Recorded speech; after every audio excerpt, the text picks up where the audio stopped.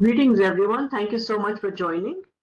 Today's program is being recorded. Any views expressed in this webinar are for general educational purposes only and do not represent any official views or positions of the sponsoring or presenters organizations. We are looking forward to your questions at the end of the program. Please continue to send them during the presentation. Greetings and welcome to today's educational program, The Future of Work, Examining Quality 4.0 by Zac Jarrard. This is your moderator, Shobha Mittal with ASQ Quality Management Division. Today we have the distinct pleasure of hearing from Zac. Please join me in welcoming him. Zac is the president of Jarrard Consulting LLC. The company is dedicated to bringing out the best in people through team building activities, project management training, and workshops to improve intergenerational communication at work. Zac holds a Master's of Science in Information Systems and Business Analytics, MPA and MBA from Park University.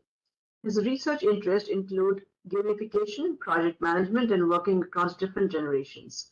Outside of his company, Zac is active in the community. He is an Eagle Scout and proud ASQ senior member who serves as the chair of the Kansas City section. And so without further ado, it is my absolute pleasure to introduce Zac to you all. Zac, the floor is yours. Awesome. Well, thank you. It's great to see everyone. We've got folks from all over the world calling in. So thanks for joining us tonight.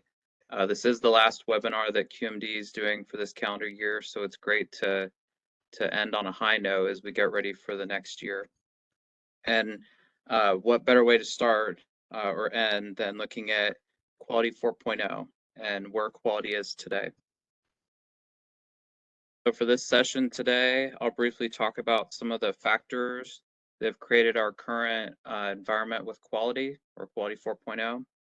Then I'll talk about Quality 4.0 and how this could apply in terms of people, process, and technology. And then I'll share some thoughts on how we can navigate and thrive in this kind of environment as we look at Quality 4.0, but also Quality 5.0 and beyond. So start off, in the late 1700s, we hit what's known as Industry 1.0, where we saw the foundation for some mechanization, also a lot of use of steam power or canals, so a lot of like hydraulic or like energy with water, movement of stuff through rivers or whatnot, and then the foundation of the textile industry. As we moved into the 1800s, we moved from Industry 1.0 to 2.0, where we began to see bigger use of mass production of products and services, assembly lines, and then electrical energy. As we moved into the 1900s, we went from Industry 2.0 to 3.0, where we began to see the use of robotics in manufacturing. Also, wider accessibility to electricity, so more electronics were being used, computer chips. Computers didn't fill up a whole room or a whole building. They started to get smaller and more powerful. And as we move to today, so within about the past decade or so up to where we are today, we hit a point called Industry 4.0. And that's where we've got even more technology than ever. Internet of Things, so machines and equipment that can give us real-time data or insights on how they're doing. Cyber systems, and then being able to connect different sites from not just within a region or even our local area, but across the world or across different countries through networks and then the internet. So you might wonder, what's quality look like within Industry 4.0, or what is Quality 4.0? I started hearing about this a year ago or so, and I wondered that as well, because I felt like it was used as a buzzword, and I try to look at this in a very straightforward and simple way. The way that I would define Quality 4.0 is it's quality within our current business environment, so within Industry 4.0, and it's using quality tools that we've already had within the prior industrial revolutions. So process management tools, working with teams, stages of team development, Six Sigma and statistics. So taking those tools that we already have and then mixing them or leveraging them with digital tools and technology that we have today. And then another key part to acknowledge within Quality 4.0 is risk management. So oftentimes when we're looking at defects or issues with production or products and services, the changes that we make to those can have a much bigger effect or downstream effect than they did in the past. And so as quality folks, we have to be much more mindful of risk within our current environment. And honestly, I think that's going to continue into the future. Some of the key aspects within Quality 4.0, so you've got the people part, so you've got the associates or individuals, teams working together within organizations, also senior leaders helping lead organizations, driving the vision and strategy. From a process standpoint, we've still got compliance, so meeting regulatory, but then also customer requirements, process management systems, and then analytics and data. And then with technology, we've got connectivity, infrastructure, and then software development that provides that foundation for a digital ecosystem. And this is a kind of a 30,000 foot view of what Quality 4.0 looks like. This picture comes from ASQ. Do not worry, I'm not going to quiz you on it. You don't have to memorize it or anything. This is on their website if you want to look more at it. And now I'll get into kind of the meat of that, or kind of an overview of some of the key parts of that picture I had just shown. The first part they'll look at is people. There's been concern. Some folks feel like, well, gee, AI is going to replace people, or as we get all this technology, you know, people might not be needed at work, you know, today and then into the near future. And that's not the case. Within our current I'd say over the past year or two, we've seen workforce shortages. So if anything, people are needed probably more than ever today. And some of the key parts of what the people aspect will look like within Quality 4.0, one is working across different functional areas. So breaking down organizational silos, being able to work with people from different levels of expertise. And this doesn't mean as a quality professional that you're suddenly going to become a software developer or someone that does marketing. You might have a little bit of skills with those, so you might be able to flex a little bit to help with some of those areas. But really, it's more about being able to communicate and work together. Because for a lot of these initiatives related to digital transformation, they involve different functional areas coming together. So you might have quality, you might have marketing, your compliance team, and that's where being able to work across different organizational silos or functional areas is critical. You've still got competency, so you've got folks that have got developed expertise within different areas, and then leadership, which is also key. So having that vision, being able to motivate people, being able to weather a ship, you know, because change doesn't always go the way we want, or disruption can happen at any time. Even where we are today, we're just slightly past the 1 year anniversary of ChatGPT coming out to the public, and that's caused a lot of disruption. And then culture too is also a key part of it. So looking at the norms, the customs, the values, the symbols within an organization, and some key points to think about with regards to people and Quality 4.0. The first part is that with all this technology, with automation, we're freeing up time so that way, like instead of me, for instance, having to print off a bunch of stuff, which takes a lot of time. So these lower level tasks that are time intensive, technology, AI is helping free up time so that way I can do those faster, or I could have machines do most or all of that work, and then I can focus on higher level tasks. So for instance, like if I'm a customer service representative, instead of spending all my time trying to email folks, if I can automate some of that or perhaps have a chat bot, I can spend my time, you know, trying to solve those higher level issues or help those customers that are in really complex situations. And in the context of our work teams, it gives us more space to be creative and innovate. So come up with those out-of-the-box ideas that machines have a hard time doing today.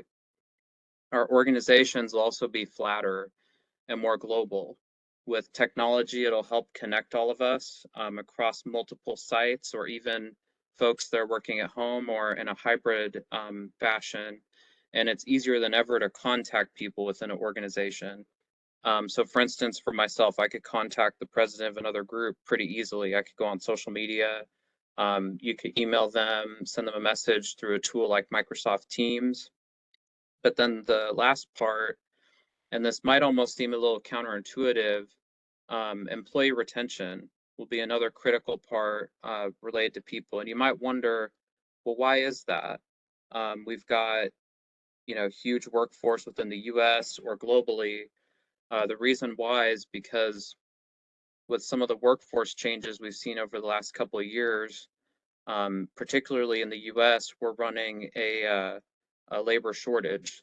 So there's not enough people to fill a lot of the roles we have open today. And so retaining the people you have is going to be critical because it'll be harder to replace them in the future. There'll be less people tied to that expertise or whatnot that you could find. And then if we look from a process standpoint, just as we've done in the past with quality, we've still got to meet compliance requirements from government on regulation, but then we've also got to meet customer requirements.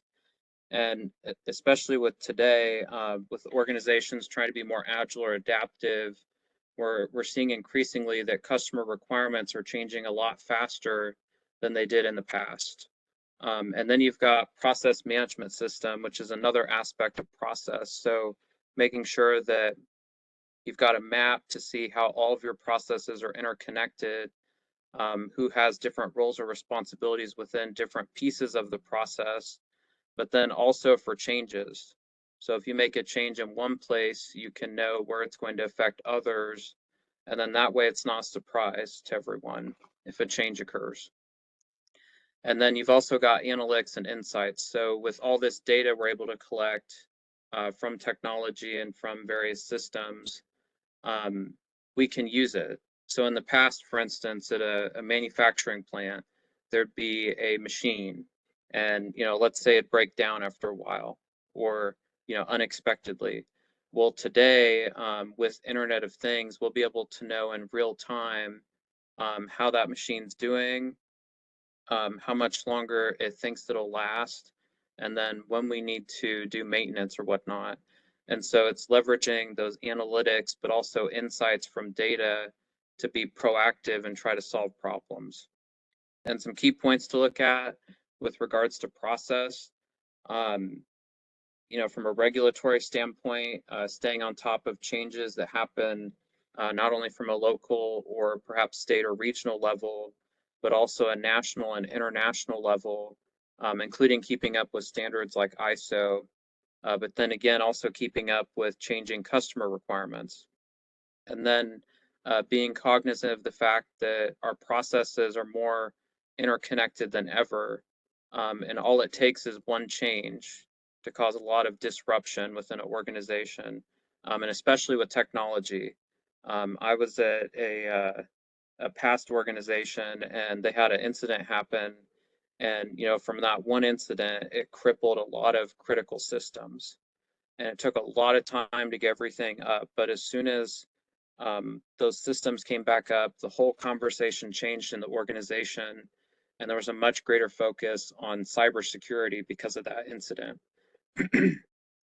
And then we've got predictive analytics. So taking insights and data and leveraging that and not only looking and being like, well, gee, here's where we are today, but being able to look and say, hey, here's where we're going to be in 3 months or 6 months or a year or a couple of years, and running forecasts. So that way we can be proactive, but then also be more intentional with our planning, looking at the short term and long term. And then, of course, we have technology, which I've seen a lot of material on related to Quality 4.0. So having, of course, data, which is generated from people, but then also over the past 10 years or so, increasingly there's machines generating data. And this is something I think that scares me a little bit, especially looking at artificial intelligence, um, where it's got all this potential to spit out information, but being able to tell what's real or not. And I think that's going to be critical, not just for individuals, but also for folks within organizations to be able to grasp or start thinking about. Then you've got app development. Um, so that's the software, kind of like the nuts and bolts that keeps applications running. And that could be developed inside an organization or perhaps outside. So you have a vendor that you partner with to help provide an app for your organization. Then you've got connectivity and infrastructure. So I think of that as kind of like the foundation for technology. So that could be perhaps servers you've got, for connectivity, just making sure various remote sites are connected through internet or perhaps 5G. And then scalability, which I think is a unique aspect of technology.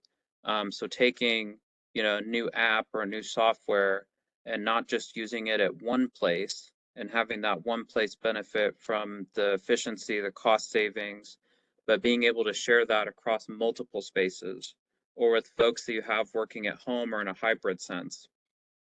And some key points to look at related to technology. In terms of data, there's so much data within organizations, and the data sets they have are massive. I'm talking perhaps millions, maybe even billions of data points that are being collected, depending on the size of the organization. And so there's a lot that's required with that.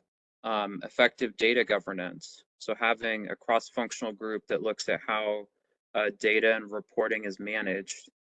Because for a lot of those folks, they've got different ways they're going to need to slice up data or leverage it for what they do. Keeping that data secure, data quality. There's a whole career field of data scientists that have been in high demand because organizations are trying to figure out how do we leverage all this data, to generate new insights, but then also be proactive. And then in terms of app development, bearing in mind for some applications, they might be developed internally, so within an organization, and that'll probably have a higher maintenance requirement. But then also, a lot of organizations are increasingly relying on third-party applications. And so making sure that if you're using a third-party app, that you're partnering with that vendor, but then also making sure you can connect it to your applications or do basically integrations using what's called APIs. I think of those as kind of like a bridge between different applications within an organization. And then the other part too is maintenance. So making sure if you do software changes or whatnot, that you test to make sure it doesn't break any of those applications. And then you've got scalability again. So if you have a new idea or technology, recognizing that you can scale that from not just one physical location, but from several other ones. So you maximize the revenue generation, the cost savings that you get from technology. Okay, so that might have sounded like a lot to absorb within a brief time, but there are a lot of implications from it and for what that means for where we are today. In terms of people, it is becoming increasingly common to have to work outside of your functional area. So if you're in a quality department, you might have to partner with IT on a project. Maybe you partner with the operations team. So having those cross-functional interactions and project teams, I think will increasingly be the norm, not just today, but also moving forward into the future. And then there will be a continual need for reskilling and employee development or investment in associates. I remember seeing somewhere that over time, the shelf life of skills has gone down. And even for college degrees, I believe right now it's 3 years or less. So for myself, like I had graduated, about, I think it was like 3 or 5 years ago. So those degrees that I've earned, they're pretty much, at least a chunk of those are obsolete. Now there's frameworks you can learn that are useful, but we have to think of skilling as continual. So it's not like we're just reading a book once a year or whatnot. We're continually investing in ourselves and our employees so they can be the best they can, but then we can also compete as the pace of change continues to get faster. And then looking at organizational culture is foundational for supporting associates. And this could be bringing associates in, so the recruitment aspect, keeping associates within an organization, but then also engaging them and building a strong sense of commitment. Another part about culture too is that within Industry 4.0 and the internet, it's much easier to see employee reviews. So people are not afraid to go online and be like, hey, at this organization, they do ABC, and this is why I left. Or someone might say, hey, I love working at this place, you should come work here. So bearing in mind that culture can also affect the employer's reputation and their ability to bring new people in or recruit. From a process standpoint, there will be a much higher demand for project management, but then also change management. So we have all this new technology coming, new ways of doing stuff, maybe new generations or new customers that have different requirements. That's a lot of change to have to absorb. And so having folks that can help with that is critical. And then also the other part, this might make you feel a little better about this. Change is not a new issue that we've had. It's not something that just suddenly came up in the past 10 years. Um, Throughout all of human history, this has been an issue. And to quote Machiavelli, he has this famous quote, the most dangerous undertaking a prince can take is to institute a new order of things, which is basically change.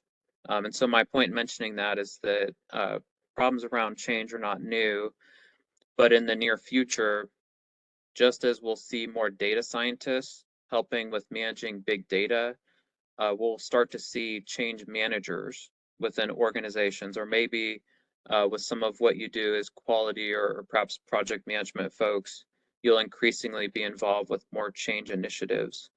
And speaking of change, for organizations and individuals, they'll need to monitor changes that happen in regulations, perhaps standards like ISO, auditing standards, or requirements. And like something new I've seen for audit standards is I've heard more and more about ESG, so environmental, social, and governance goals.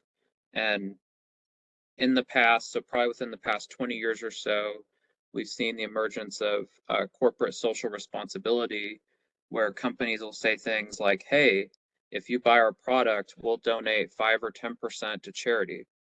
And that sounds great. It's a good marketing tool, but increasingly auditors are starting to ask, show us the proof that you donated that 5 to 10% to charity. Or a company might make a claim, hey, we're going to reduce emissions by X amount within the next 5 to 10 years. So again, auditors will want to look and see, hey, have you actually met your carbon emission reductions or the goals that you've said that you're trying to reach? And then from a process standpoint, again, it's super important to leverage your data and analytics to be proactive. So not waiting for fires to happen in an organization or problems to just occur, but doing the best we can to be proactive about it and leveraging our insights and our analytics to do that. And from a technology standpoint, we'll increasingly see more sophisticated digital ecosystems. So think of that as all the technology within an organization. So, your infrastructure, computers, perhaps mobile devices, all of that falls within the organization's digital ecosystem. And it's only going to get bigger as we look ahead. And with that, that digital ecosystem is going to need a lot of support.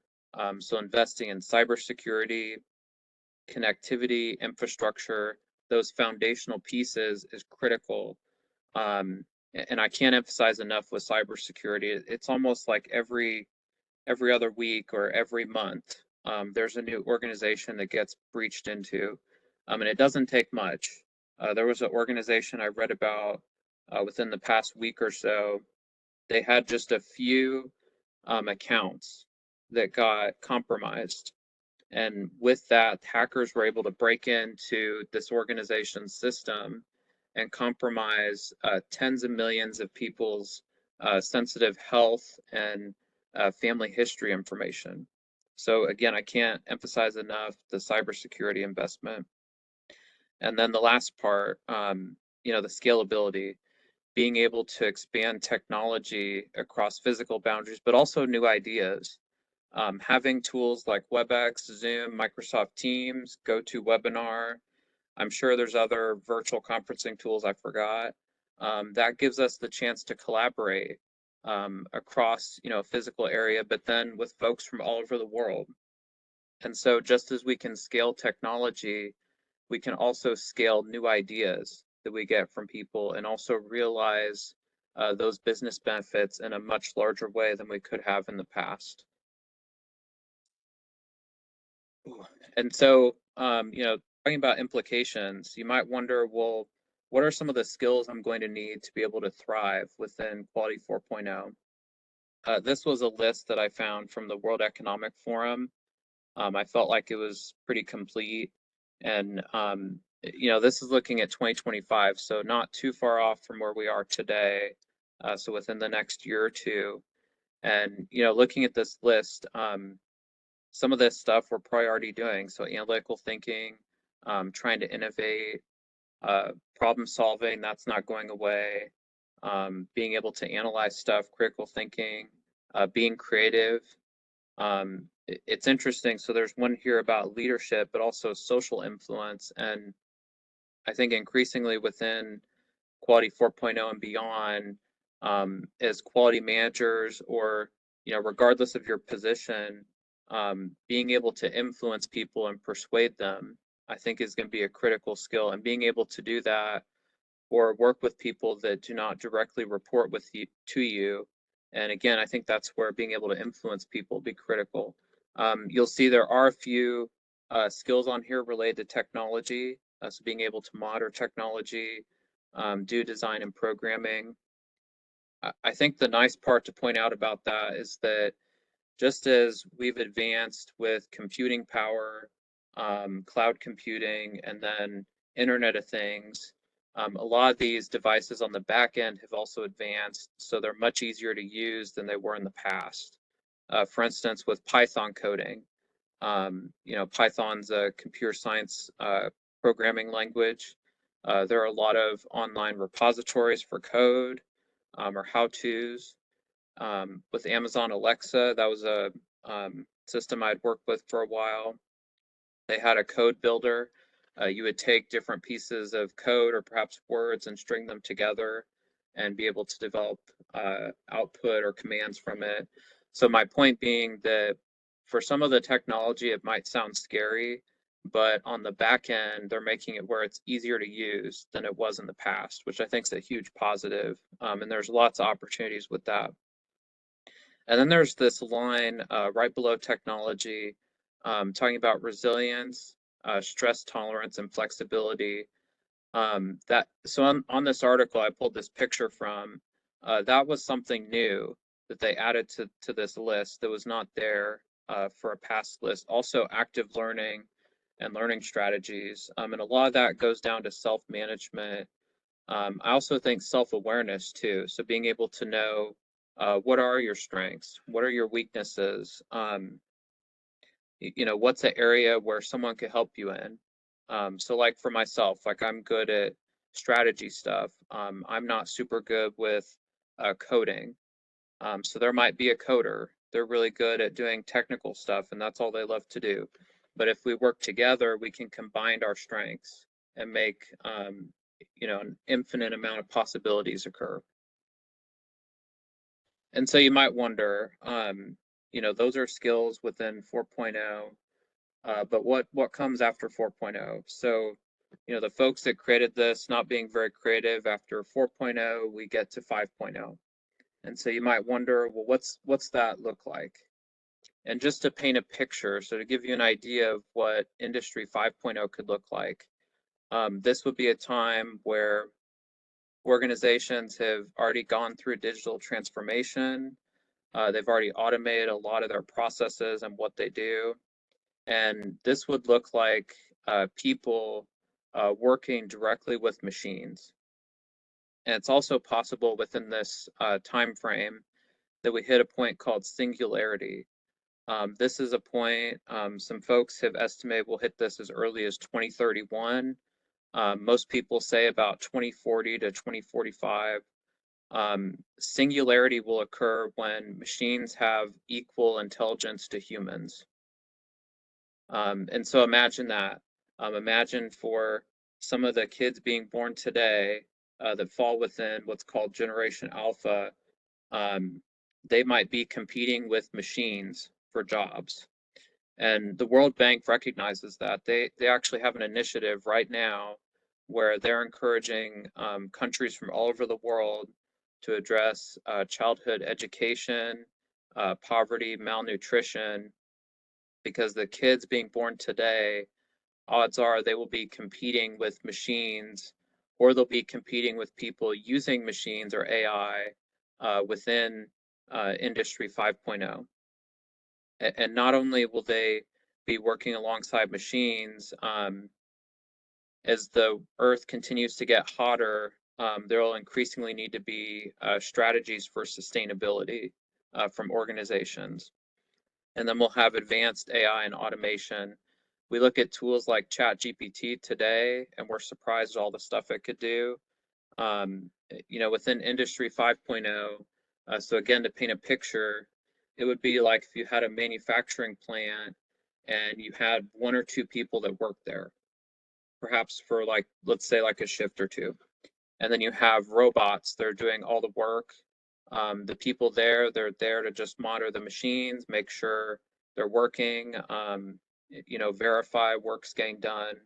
But then you've got AI and automation driving, most of the output or doing most of the work. And some key points to think about within Industry 5.0, or where we're going after 4.0, we'll be able to merge machine capabilities with our intelligence, our creativity, our innovation, our original ideas.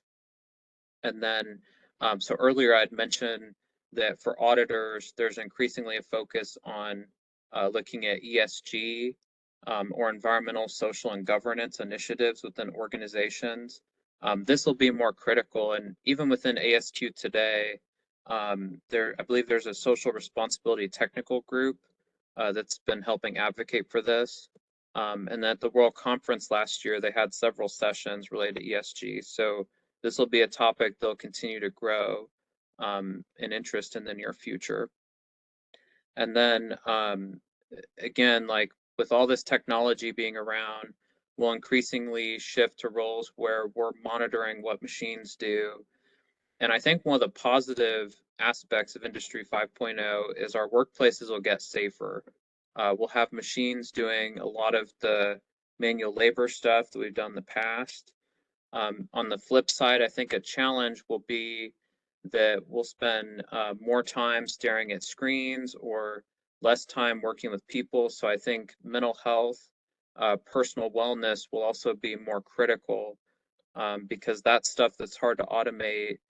And as human beings, we're not designed to stare at screens all day. We're designed to be out there interacting with people. So being intentional about team building, that's where that could come in to help with some of the mental health stuff. Ooh, so it wouldn't be worth talking about all this without talking a little bit more about change management, because to get to Industry 5.0 or to get through those digital transformations, that's change that's happening. And it's not just within you individually or within a team, it's a whole department, a whole enterprise. And that's a lot. And that takes, a whole different skill set to be able to manage effectively. And, a simple way I think about change is you look at where you are today, so your current or present state, and then you look at where you want to go in the future, so your desired state or future state, and change is the in between. So it's the transition from where you are today to where you want to be in the future. And change could involve again, people, process, technology, data. It could involve all of it. You could have a new system coming in that's changing your process and that no one's ever used before. So again, hitting on all those different aspects. And that's where involving different stakeholders is going to be critical. So not trying to just ram change down everyone's throat, but partnering with different functional areas and especially end users. So that way the change is successful and they buy into it, but then they also realize the benefits from it. So there's an aspect of long-term commitment and getting that kind of longer-term business benefit realized through having strong stakeholder engagement. And some key points to think about with change.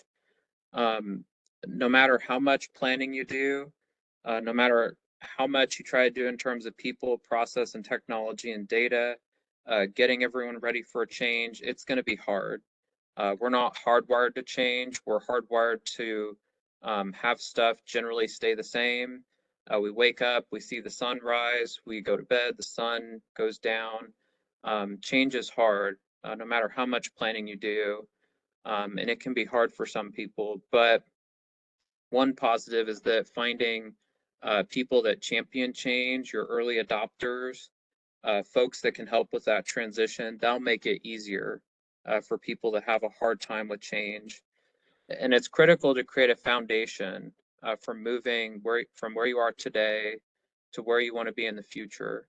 So providing training, talking to people, going out to end users, seeing how they use technology or how they'll use this new system, doing testing, running pilots, all that stuff helps change be able to have a higher chance of success, but then also be able to stick for the long run.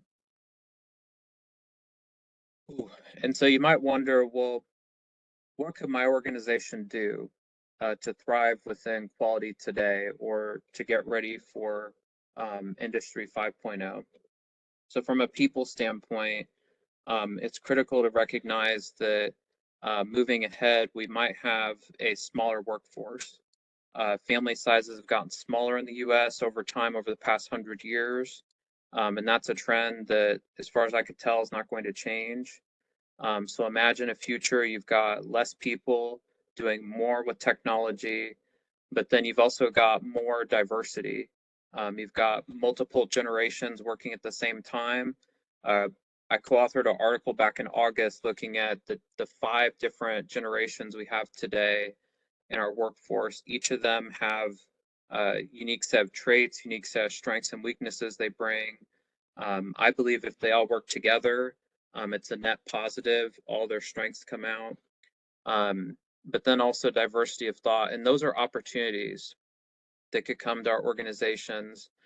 And then recognizing that organizational culture will be a differentiator for our recruitment, for our retention, for engaging associates, and it'll help make you an employer of choice.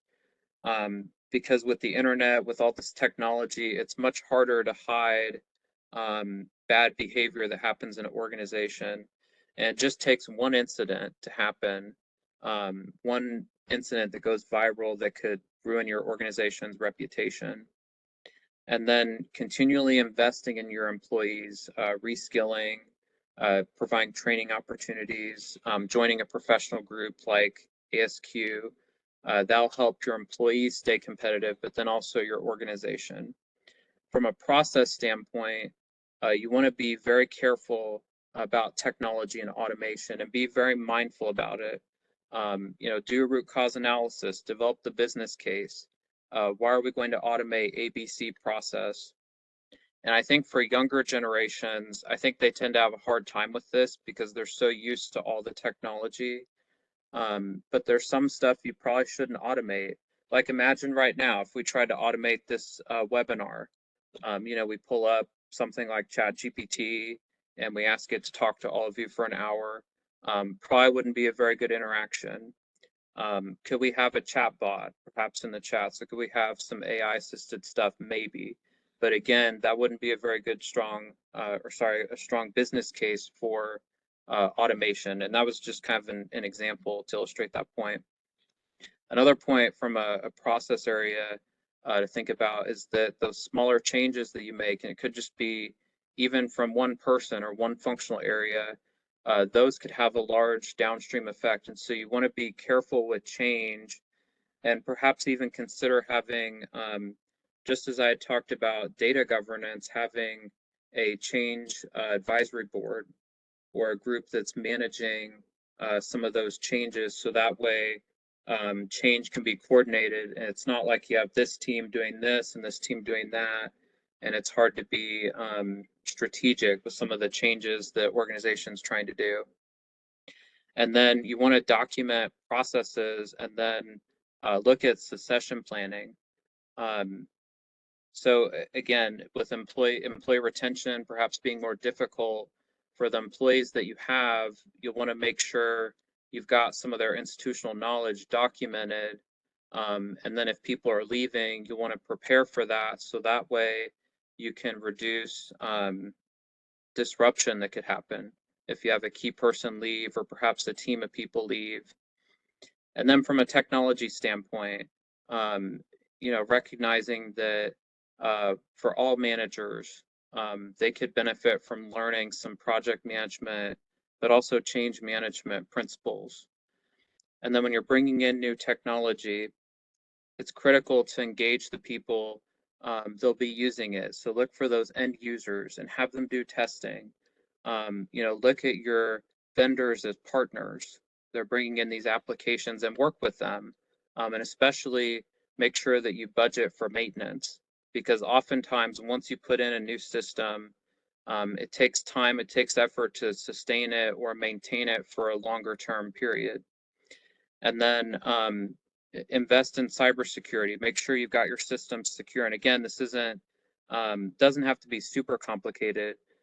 Just doing updates.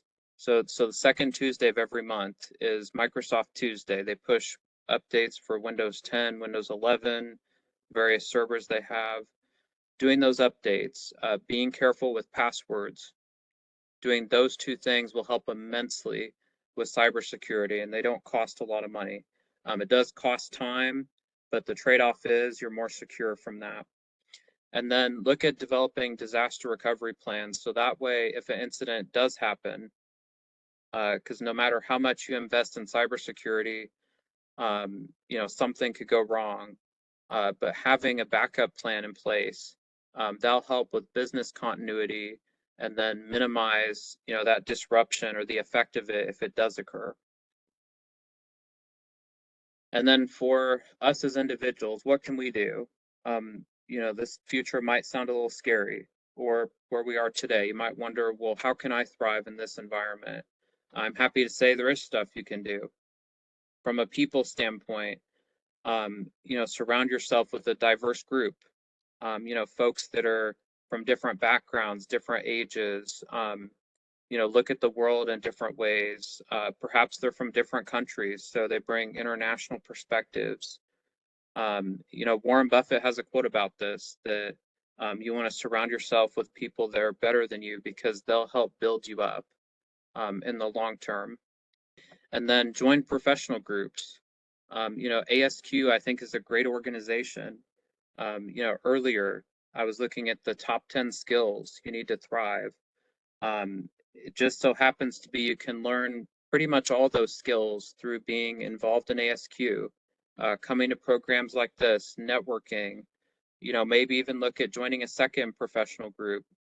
For myself, I'm also in PMI, project management group. So I get to look and see how quality and project management both complement each other, but then also go together. And I think it's interesting to see how, for those two groups, they each have a different view of each other, but again, ultimately they fit together well. And then continue to invest in developing new skills. And it doesn't have to be something scary, or this doesn't have to sound super intimidating. Go and take a course somewhere. Learn a new hobby, play games with people. There are a whole lot of skills you can develop from playing video games, or even board games. Play online with other people.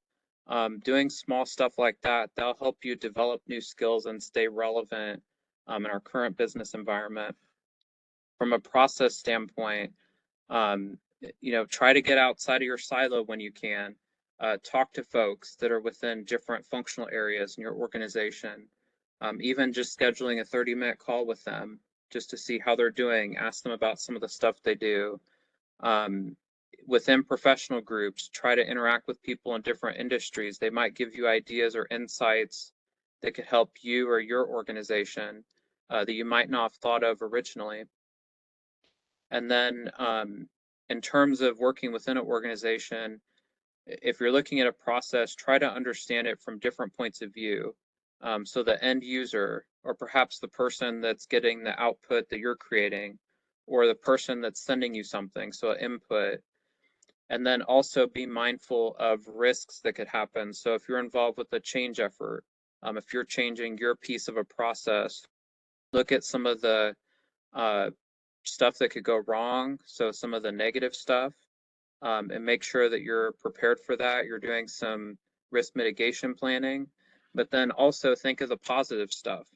So if the change goes really well, what are some opportunities? What could you do with the cost savings, or the productivity gain? So the time you get back, how could you work on higher level stuff to deliver more value? And from a technology standpoint, look at emerging technology. It's not going away. To give you some examples to prove this point, there's not a single person I know that's rushing to get rid of their iPhone or their mobile phone and replace it with a brick, or cell phones from the 1980s. Or there's not anyone I know in my network that's trying to optimize, stagecoach supply chains. So if we were doing this 150 years ago, maybe, but my point being is that once we move from one industry to another, so 3.0 to 4.0, as we're moving into 4.0 right now and then getting ready for 5.0, that new technology and that efficiency, it doesn't go away. We continue to build on it over time. And as you look at emerging technology or trends, look and see how it can help you or your team, and use it in a small way. Don't feel like you have to go to your CEO and justify why you're using ChatGPT to make a report or whatnot. Use it in a small way. See how it could help you, and then perhaps some of your coworkers or maybe your department. And with that, you can start small and you can scale your success over time. So that way you're not investing all these resources in this new system that's untested. You don't know if you need it, versus if you've done a pilot, so you've tested it out, you've seen it can help you. You've tested it out with your team, so you've scaled it a little bit, and then you're ready to take it to that next level. So that way you're also being intentional and thoughtful about your resources associated with new systems or ideas. And here's some resources that I've used to this talk together. I also have an article that is hopefully coming out this spring related to this topic. Again, Shobha had mentioned, I'm happy to share this resource list or to send you a copy of this presentation if you'd like it. And here are a few other resources I'd like to zoom in on specific to this talk or beyond this presentation if you're interested in 4.0. This book by Daryl West about the future of work. It did come out pre-pandemic. I think it was 2017, but it's got some good points looking at how AI and robots and automation, how it'll affect different industries, and what our workplace could look like. There's a web article, it's by a group called BCG. It takes kind of a holistic view at Quality 4.0. Recognizing it's more than just the technical pieces, there's also the people and process and data aspects. And then the article from HQ Software gives some thoughts into what Industry 5.0 could look like. So once we've completed all the digital transformations and we have AI and automation doing a lot of stuff, what our workplaces could look like.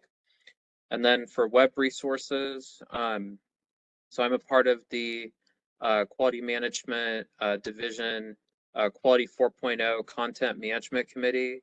I think we also have some other committee members on here too, but we're working to put some resources together do talks like this for sections and divisions. So definitely reach out to us. We'd love to help you out with, looking at this stuff for the future of work. For ASQ, they have a whole page about Quality 4.0 that has the picture I showed earlier, so the giant wheel and some other stuff. And then the World Economic Forum, they have some really great stuff about skills needed to thrive in the future, future jobs reports, a whole lot of stuff that I think is very insightful. And then looking at some takeaways. So we took a look at some of the factors that created quality as it is today, or within Quality 4.0. We looked at how Quality 4.0 could apply to people, process, and technology. We looked at this in a general sense, but then also applied it to organizations and then looking at individuals. And then I shared some thoughts on how I think we could thrive within this kind of environment. It does sound a little scary. There is a lot of uncertainty and some fear, but I think one of the other takeaways from this is that it's important to recognize that we're not alone in this. It's not like I'm in a bubble and I'm dealing with this by myself. These are changes that affect all of us, all of our organizations. They're not going away. And I think by working together, joining groups like this, networking with great people, that's part of how you can thrive within this environment. And then collectively, we can build each other up together. And here's my contact information. So I'm super active on LinkedIn. There's my email and website. So I'd love to connect with you if I get the chance. And I'd like to thank the Quality Management Division for this opportunity. It's been a lot of fun. Big thanks to Shobha and Doug and all the other people here for their support. I hope all of you have a great rest of your year. I'd love to connect, and I think we have time for questions. So I'd love to see what you'd like to ask. Thank you, Zac, for that wonderful presentation. I will stop the recording here and then we'll go into the Q&A section.